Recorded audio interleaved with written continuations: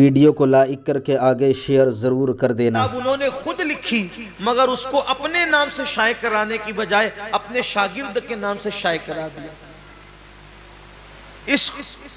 یہ اللہ والوں کی شان ہے کہ اپنے اعمال لوگوں کے نام سے شائع ہو جائیں تاکہ ضائع ہونے سے بچ جائے، کیونکہ اللہ تو دیکھ رہا ہے، صلہ تو اللہ نے دینا ہے۔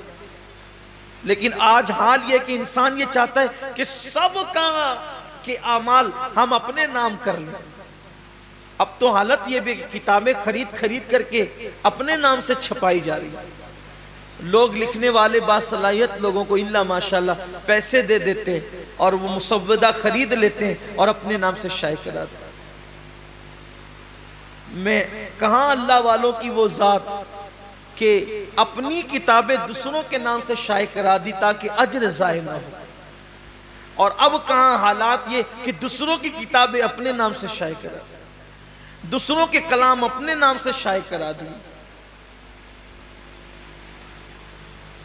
اس کا مطلب اخلاص رخصت ہو رہا ہے، لوگوں کے نزدیک اللہ کی رضا کی اہمیت نہیں رہ گئی، لوگوں کے نزدیک رضا الہی کی اہمیت نہیں رہ گئی، اور اللہ رب العزت اپنے محبوب سے فرما رہا ہے وَمَحْيَايَ وَمَمَاتِي لِلَّهِ رَبِّ الْعَالَمِينَ۔ حبیب اعلان کر دیے کہ زندگی بھی خدا کے لیے ہے اور موت بھی خدا کے لیے۔ اور یاد رکھنا، اپنی گفتگو کو سمیٹتے ہوئے کہہ رہا ہوں، جس کام میں اللہ کی رضا ہوگی یا اللہ کی رضا کی نیت ہوگی، جس کام میں اخلاص ہوگا، اس کام میں اللہ رب العزت کی رضا شامل ہوگی، تو اس میں اللہ کی طاقت اور قوت بھی شامل ہوگی۔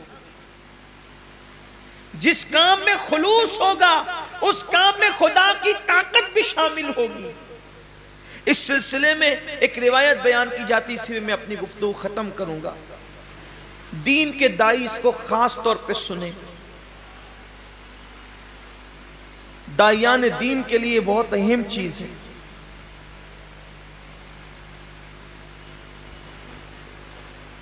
حدیث پاک کا مفہوم ہے کہ بنی اسرائیل میں ایک عابد رہتا تھا، عبادت گزار۔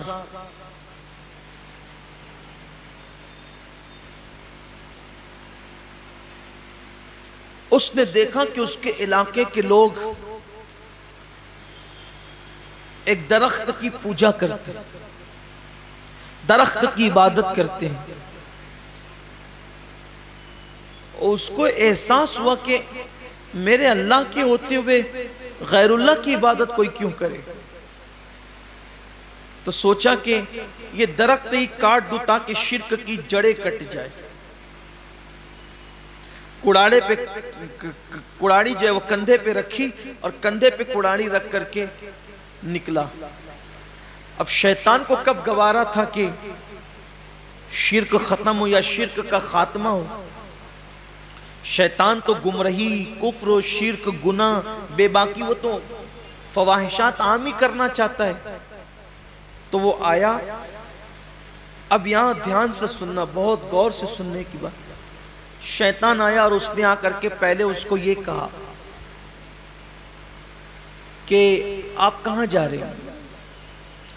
شیطان کی عادت ہے جیسا آدمی ویسی بات۔ آپ کہاں جا رہے ہیں؟ اس نے کہا یہ درخت ہے، لوگ اس کی عبادت کرتے ہیں، شرک کرتے ہیں، میں اس کو کاٹنے جا رہا ہوں تاکہ لوگوں کو شرک سے نجات مل جائے۔ اس نے کہا میں تجھے جانے نہیں دوں، اپنا کام کرو، جاؤ۔ اس نے کہا میں جاؤں گا۔ کہا کہ میں جانے نہیں دوں گا۔ اس نے کہا میں جاؤں گا۔ تو اگر تو جائے گا تو تیرے لیے ایک شرط ہے، اگر تجھے جانا ہے تو پہلے تجھے مجھ سے لڑنا پڑے گا، پھر میں تجھے جانے دوں گا۔ اب چونکہ اس کے اندر اخلاص بھرا تھا، حالانکہ شیطان سے لڑنا کوئی آسان کام نہیں، شیطان کے پاس اتنی طاقت ہے کہ وہ 2 انگلیوں میں انسان کو مسل سکتا ہے، کیونکہ وہ آگ سے بنا ہوا ہے نا، وہ آگ سے بنایا گیا، مسلے گا تو انسان مر ہی جائے گا۔ لیکن جہاں اللہ کی رضا ہوگی وہاں اللہ کی قوت بھی ہوگی، یہ خاص بات، اللہ کی طاقت بھی ہوگی۔ بڑی معذرت کے ساتھ اگر آپ برا نہ مانے تو میں ایک بات کہوں، قربانیوں کے معاملے میں یہ جو کھینچا تانی مچی ہے نا ہندوستان میں، شاید اخلاص میں کمی آئی ہے تو یہ دن دیکھنے پڑے۔ میرا ایمان کہتا ہے کہ اگر یہ کام اللہ کے لیے ہوتا تو کسی کی ماں نے دودھ نہ پلایا تھا کہ یہ دن ہمیں دے، مگر ہم نے اللہ کے لیے کرنا جب چھوڑا اور ٹکیا اور کباب کے پیچھے پڑ گئے، پھر دنیا نے یہ دن دیا۔ ہنسنے کی بات نہیں ہے یہ، اس لیے کہ جس کام میں رضا الہی ہو، میں یہ نہیں کہتا کہ سب کی نیت اس اکثر کی جو ہے وہ میں بات اکثریت کی بات کروں، اللہ کے کچھ بندے ہیں ایسے جنہیں آپ انگلیوں پہ گن سکتے ہیں۔ بلکہ اب تو میں لوگوں کو یہ بھی کہتے ہوئے سنو کہ یار گوشت ووشت اب آتا نہیں ہے تو اپنے گھر کے لیے اپنے خود ہی قربانی کریں، یعنی قربانی گھر کے لیے ہو رہی ہے، اللہ کے لیے نہیں ہو رہی۔ یہ ہم نے اپنے کانوں سے کہتے ہوئے سنا ہے کہ اب گوشت کوئی بانٹتا اٹھتا نہیں ہے تو ہم بھی اپنے گھر کے لیے کریں، یعنی نہیں آ رہا ہے نا گوشت تو خریدنے سے اچھا ہے کہ ہم بھی کچھ پیسے زیادہ ڈال کر کے ایک جانور ذبح کر لیں۔ یہ صورتحال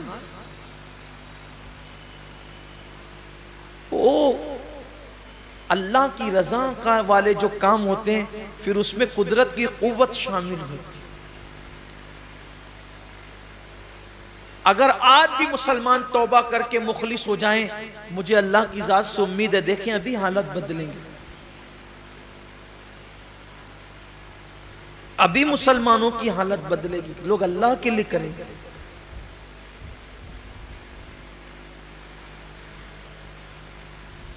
تو شیطان نے کہا کہ مجھ سے تجھے لڑنا پڑے گا تب تو جائے گا۔ اس نے کہا ٹھیک ہے میں لڑنے کے لیے تیار ہوں۔ دونوں کشتی لڑنے لگے، اس عابد نے شیطان کو پچھاڑ دیا، اس کے سینے پہ بیٹھ گیا، یعنی اللہ نے اس میں اتنی طاقت دے دی، شیطان کو پچھاڑ دیا۔ شیطان کسی سے نہیں ہارتا سوائے مخلصین کے، صرف وہ اخلاص والوں سے ہارتا ہے۔ بڑا بڑا پہلوان اس کے نزدیک کوئی اہمیت نہیں رکھتا، اس کے نزدیک سب سے بڑا پہلوان مخلص ہے، یعنی اللہ کے لیے کام کرنے والا ہے۔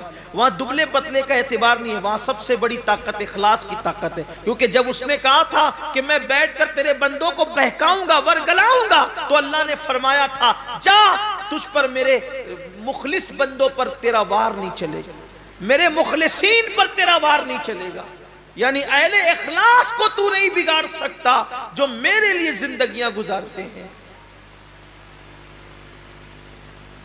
تو پچھاڑ دیا۔ اس نے کہا نہیں نہیں دوبارہ پھر مقابلہ ہو، دوبارہ پھر پچھاڑا، پھر نہیں سہبارہ پھر مقابلہ ہو، تیسری بار پھر پچھاڑ دیا۔ اب جب تینوں بار شیطان ہار گیا، اب دیکھو کیسے حملہ کیا۔ شیطان جب تینوں بار ہار گیا تو اب عابد نے کہا اب تو میں جا سکتا ہوں، اب تو میرا حق ہے جانے کا۔ اس نے کہا دیکھو ایک اچھی بات کہتا، تم غریب آدمی دن بھر پیسہ کماتے ہو، رات کو عبادت کرتے، اگر یہ کمانے کی محنت سے اور مصیبت سے آپ کو نجات مل جائے تو آپ دن بھر عبادت میں گزار سکتے ہو۔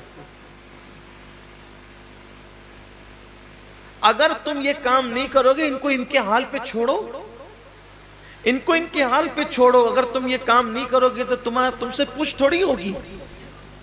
تمہارے بستر میں تکیے کے نیچے روزانہ تمہاری ضرورت کے مطابق جتنا تم کماتے ہو 2 درہم تمہیں مل جائیں گے۔ مست دن بھر 1 درہم خرچہ کرنا، 1 درہم میں کھانا پینا اور دن بھر عبادت کرنا، کتنی عبادت ہوگی؟ یا تو دن بھر کماتے ہو پھر رات میں تھوڑی سی عبادت کرتے ہو، یا تو دن بھر عبادت ہوگی، جاؤ واپس لوٹ جاؤ 2 درہم ملا کریں گے۔